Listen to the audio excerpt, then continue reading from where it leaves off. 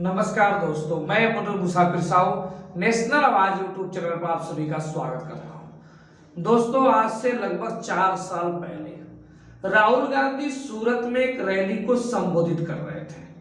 सूरत में रैली को संबोधित करते वक्त उन्होंने एक बयान दिया था। उस बयान पे बहुत विवाद बढ़ा था। वो बयान ये था, राहुल गांधी ने उस पब्लिक रैली में ये कहा था कि सभी चोरों के नाम में मोदी ही क्यों लगा है।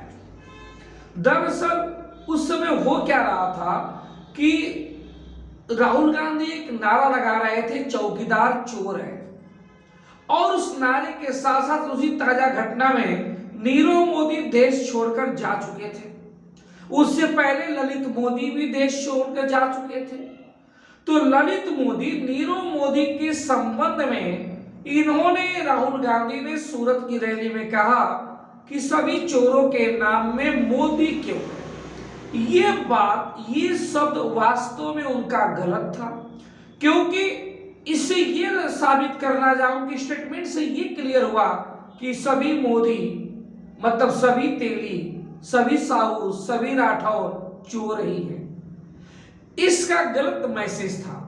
लेकिन हो सकता है कि वो कहना कुछ चाहते हो, कह कुछ गए हो, उनका संबंध नीरव मोदी, ललित मोदी से रहा हो, लेकिन चूंकि शब्दों का सही से तालमेल नहीं हो पाया, अर्थ का अनर्थ निकल गया, तो उस समय वहां सूरत के वर्तमान के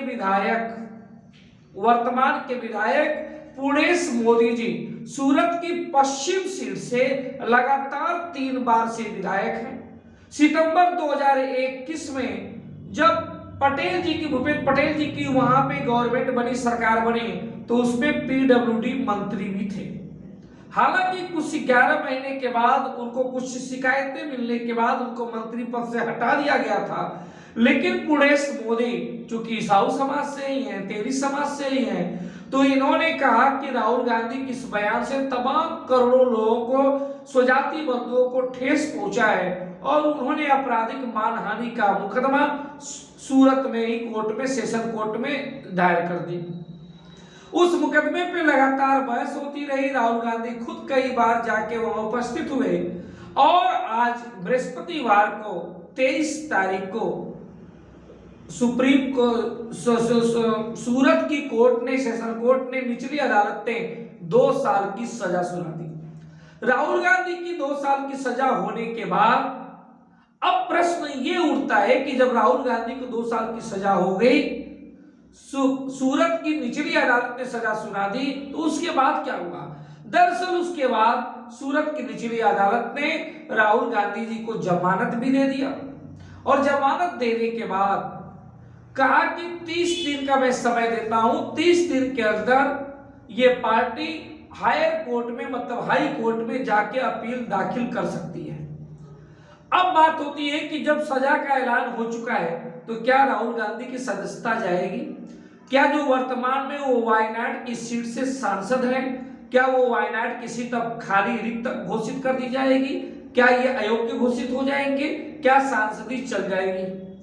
तो दरअसल बात यह है कि जब निचली अदालत ने खुद ही जमानत दे दी और स्वतः इन्होंने 30 दिन का समय दे दिया कि आप अपील दाखिल कर सकते हैं, तो अपील दाखिल करने के जो समय दिया है, उसके वजह से ये अपने आप 30 दिनों तक अब ये अयोग्य नहीं हो सकते।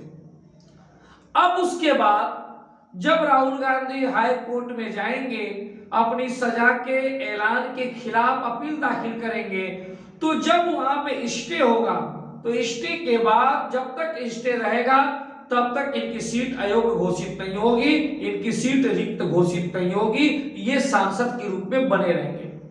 लेकिन यदि ऊपरी अदालत ने भी, हाई कोर्ट ने भी इनकी खबर पे मुहर लगा दिया, या सुप्रीम कोर्ट ने इनकी सजा पे मुहर लगा दिया कि नहीं आपको सजा होगी, तो फिर ये अयोग्य घोषित हो जाएंगे।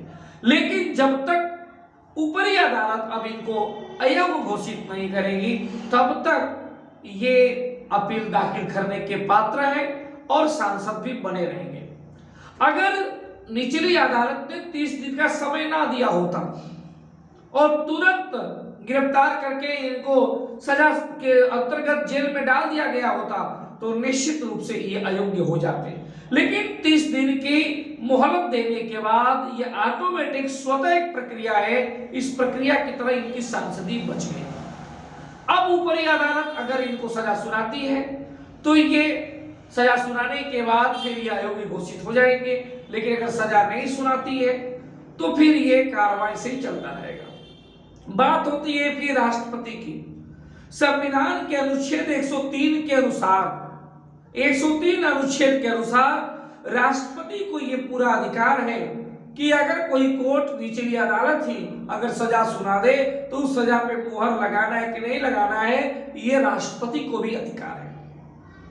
अब जब हाई कोर्ट की बात होगी तो स्टे के बाद जब सुनवाई होगी तो ये पाला राष्ट्रपति के पास भी जाएगा और राष्ट्रपति की विवेक पर निर्भर करता है कि राहुल गांधी को अयोग्य घोषित किया जाएगा कि नहीं, उनकी सांसदी से हाथ धोना पड़ेगा कि नहीं। लेकिन इतना जरूर है कि एक मैसेज गया कि आप किसी जाति को लेकर अपमानजनक टिप्पणी नहीं कर सकते। नियत कुछ भी हो सकता है कि इस समाज को वो पूरी तरह से दोष देना नहीं चाहते हो, लेकिन कभी कभी होता है ऐसा कि बात कुछ कहना चाहते हैं, जुबान कभी कुछ चल जाती है, गुस्सा में चल जाता है, जो भी कारण हो, लेकिन इन सब कारणों से बचना चाहिए। निश्चित रूप से वो स्टेटमेंट गलत था और पुणेश मोदी जो विधायक है सूरत से पश्चिमी सीट से, उन्होंने जो अपील दाखिल किया वो भी काबिल तारीफ है। इससे नेताओं के जुबान पे कंट्रोल होगा और नेता भी कुछ जाति सूचक बात करने से पहले थोड़ा सा सोचेंगे। धन्यवाद।